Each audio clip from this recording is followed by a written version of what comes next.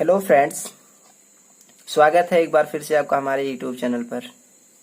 आज की इस वीडियो लेक्चर में हम लोग बात करने वाले हैं इक्वलाइजर के बारे में। ठीक है, इक्वलाइजर होता क्या है, कैसे वर्क करता है, कितने टाइप का होता है, इन सब के बारे में आपको बहुत अच्छे तरीके से समझ में आएगा। तो चलिए जानते हैं इक्वलाइजर होता क्या है।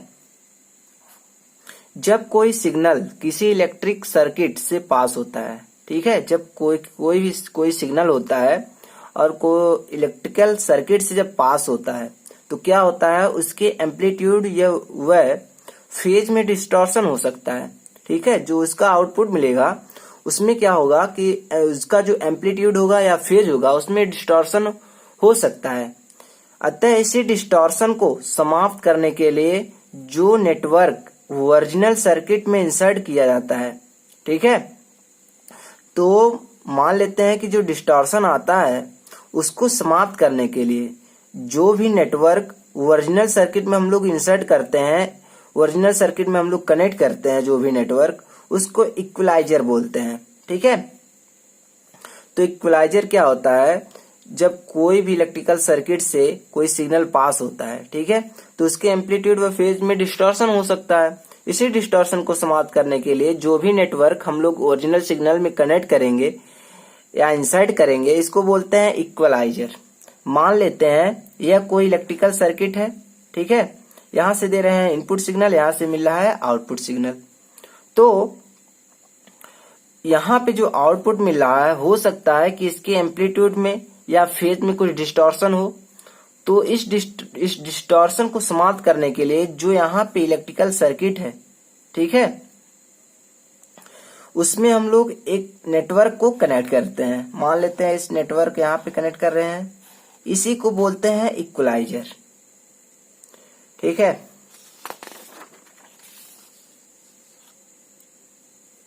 अगला पॉइंट, जो नेटवर्क एटेन्यूएशन डिस्टॉर्शन को बैलेंस करते हैं उन्हें एटेन्यूएशन इक्वलाइजर्स बोलते हैं। ठीक है, जो भी नेटवर्क एटेन्यूएशन डिस्टॉर्शन को बैलेंस करते हैं या डिस्टॉर्शन को कम करते हैं उनको बोलते हैं एटेन्यूएशन इक्वलाइजर्स। अगला पॉइंट, जो नेटवर्क फेज डिस्टॉर्शन को बैलेंस करते हैं, ठीक है, जो भी नेटवर्क फेज डिस्टॉर्शन को बैलेंस करते हैं या कम करते हैं फेज डिस्टॉर्शन को, उसको बोलते हैं फेज इक्वलाइजर। अब हम लोग देखते हैं अगला पॉइंट, एटेन्यूएशन इक्वलाइजर का यूज कहाँ पे होता है। तो कैरियर टेलीफोनी में इसका यूज होता है, साउंड रिकॉर्डिंग में भी यूज होता है और कई जगह पर इसका यूज होता है। और यही बात करें हम फेज इक्वलाइजर का, तो फेज इक्वलाइजर का यूज हम लोग फैक्स में करते हैं, टीवी में होता है, टीवी सर्किट में होता है और बहुत सारे जगह पर फेज इक्वलाइजर्स का यूज होता है। तो अगला हम लोग देखते हैं अगला point, inverse impedance. Inverse impedance क्या होता है कि जो भी हम लोग इक्वलाइजर पढ़ेंगे, ठीक है, उसमें जो इनवर्स इम्पीडेंस होगा उसी के प्रिंसिपल पर वर्क करता है इक्वलाइजर। तो इक्वलाइजर्स जो होते हैं इनवर्स इम्पीडेंस के प्रिंसिपल पर वर्क करते हैं, इसलिए इनवर्स इम्पीडेंस को जानना बहुत आवश्यक है। तो दो इम्पीडेंस मान लेते हैं Z1 और Z2 है, एक दूसरे के इनवर्स तब होंगे यदि उनकी ज्योमेट्रिक मीन एक कांस्टेंट रियल नंबर होगी। ठीक है, जो Z1 और Z2 का रूट होगा इक्वल टू होगा R0 के। R0 क्या होगा, एक कांस्टेंट रियल नंबर होगा। ठीक है, तो R0 square equal to Z1 into Z2। Inverse impedance यही है R0 इक्वल टू रूट में Z1 इंटू Z2।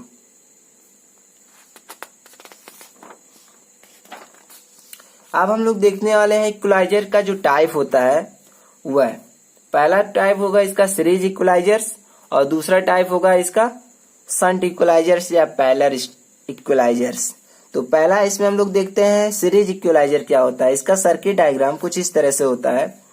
यहाँ पे हम लोग वोल्टेज अप्लाई करते हैं, यहाँ पे एक रेजिस्टेंस है और मान लेते हैं कि ये जो सर्किट है यह इक्वलाइजर्स है J2X1। ठीक है, यह मान लेते हैं इक्वलाइजर है और यहाँ पे एक लोड है R0।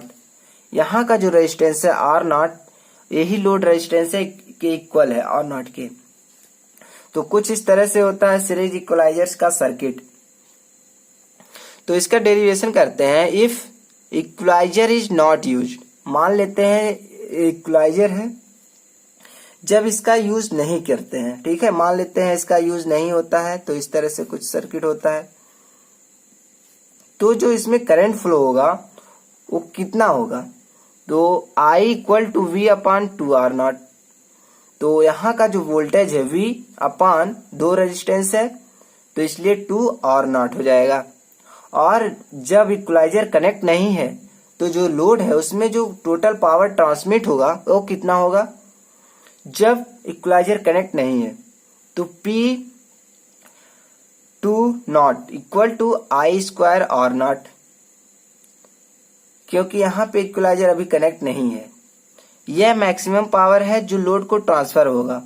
अब हम लोग क्या करते हैं, I की जगह पर हम लोग कितना पुट करते हैं, तो यहाँ पे P2 इक्वल टू, यहाँ पर इसका स्क्वायर होगा तो V स्क्वायर अपान इसका जब स्क्वायर होगा तो 2 और R0 यहाँ पे कैंसिल होगा, इससे एक R0 यहाँ पे एक R0 बच जाएगा।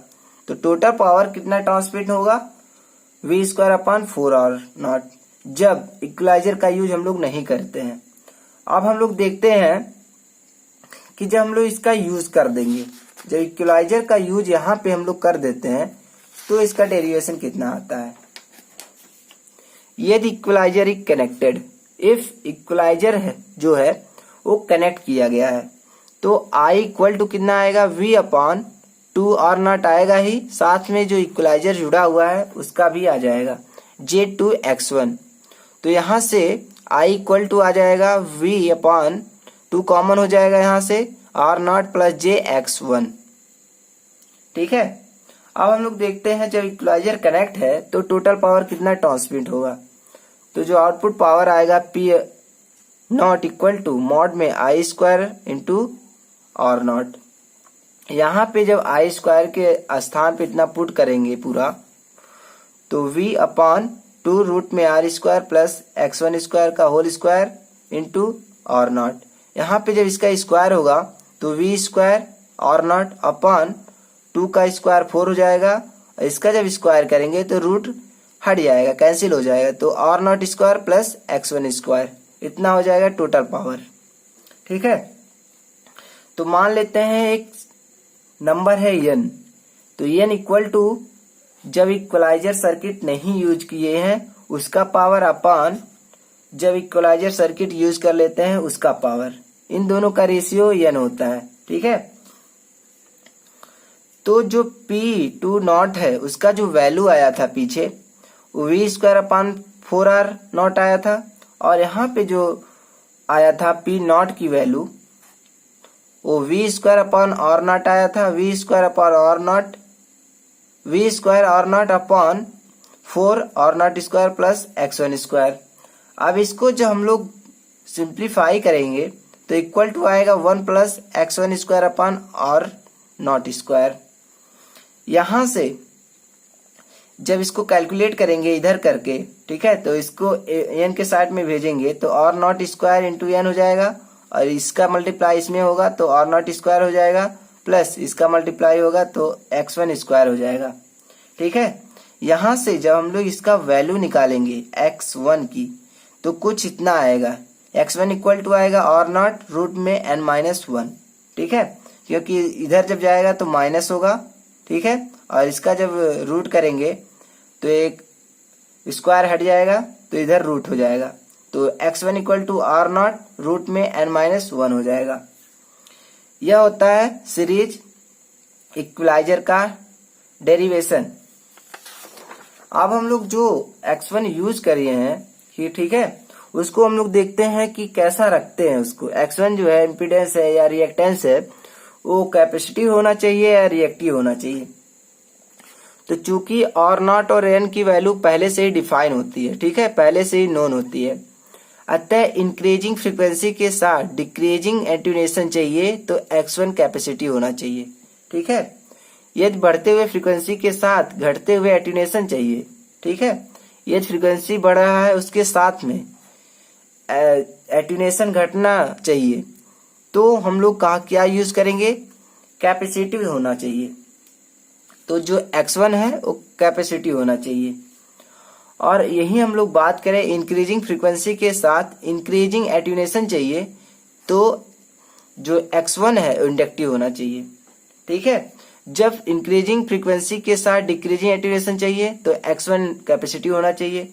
जब इंक्रीजिंग फ्रीक्वेंसी के साथ इंक्रीजिंग एट्यूनेशन चाहिए तो x1 इंडक्टिव होना चाहिए। तो यह होता है सीरीज इक्विलाइजर। अब हम लोग देखते हैं शंट इक्विलाइजर।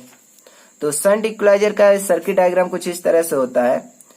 यहाँ पे जो इक्विलाइजर होता है वो हम लोग पैरेलल में यूज करते हैं, इसलिए इसको बोलते हैं पैरेलल इक्विलाइजर या शंट इक्विलाइजर। यहाँ पे हम लोग वोल्टेज दे रहे हैं, यहाँ पे रेजिस्टेंस है जो कि लोड रेजिस्टेंस से इक्वल है।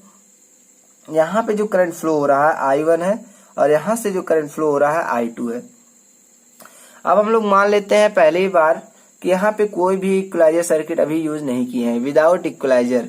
तो यहाँ पे जो टोटल पावर ट्रांसमिट होगा आउटपुट में वो P2 नॉट इक्वल टू होगा V²/4R0, मैक्सिमम पावर ट्रांसमिट होगा।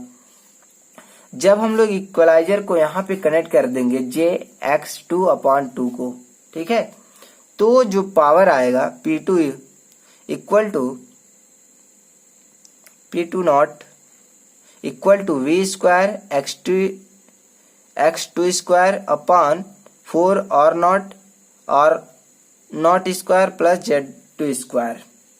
ठीक है, n क्या होता है, जब इक्वलाइजर सर्किट हम लोग यूज नहीं करते हैं तब का पावर अपान जब हम लोग इक्वलाइजर सर्किट यूज कर लेंगे उसका पावर। तो इन दोनों का रेशियो n होता है। ठीक है, तो यहां से P जो 2 नॉट है इक्वल टू है V²/4R और P नॉट है V²X2²/4R R0² प्लस X2²। यहाँ से जब हम लोग कैलकुलेट करेंगे, यहाँ से Z2 की वैल्यू जब हम लोग कैलकुलेट करेंगे तो कुछ इतना आएगा R0/रूट में n-1। ठीक है, X2 इक्वल टू R0/रूट में n-1 आएगा। अब हम लोग देखते हैं कि जो आया है X2 इक्वल टू R0/n-1, तो यदि एट्यूनेशन को फ्रीक्वेंसी के साथ बढ़ाना है, इंक्रीज करना है, तो जो X2 है वो कैपेसिटिव होना चाहिए। ठीक है, जब एट्यूनेशन को फ्रीक्वेंसी के साथ साथ बढ़ाना है, मतलब एट्यूनेशन भी बढ़े और फ्रीक्वेंसी भी बढ़े, तो जो X2 है वो कैपेसिटिव होना चाहिए। और यही बात करें दूसरे पॉइंट को, तो जो एट्यूनेशन को फ्रीक्वेंसी इंक्रीज पर डिक्रीज करना है, ठीक है, हम लोग जो फ्रीक्वेंसी है उसको तो इंक्रीज करना है, बट जो एट्यूनेशन है उसको डिक्रीज करना है, डिक्रीज करना चाहते हैं, तो जो X2 होगा वो इंडक्टिव होना चाहिए, तभी डिक्रीज होगा। ठीक है, जो फ्रीक्वेंसी है उसको तो इंक्रीज कर रहे हैं, ठीक है, यहाँ से इंक्रीज कर रहे हैं, बट इसके साथ में जो एट्यूनेशन है उसको डिक्रीज करना है, तो क्या हम लोग यूज करेंगे, X2 जो होगा वो इंडक्टिव होना चाहिए। तो यह होता है शंट इक्विलाइजर। तो आई होप यह वीडियो लेक्चर आपको अच्छे से समझ में आया होगा कि इक्विलाइजर क्या होता है, शंट इक्विलाइजर क्या होता है, सीरीज इक्विलाइजर क्या होता है, कैसे वर्क करता है और इसका डेरिवेशन कैसे होता है। तो वीडियो पसंद आएगा तो वीडियो को लाइक कीजिएगा और कमेंट में जरूर बताइएगा कि यह वीडियो आपको कैसा लगा। चैनल पर नए होंगे तो चैनल को सब्सक्राइब कीजिएगा और साथ में बेल आइकन को दबाना मत भूलिएगा। तो thanks for watching this video, thank you so much.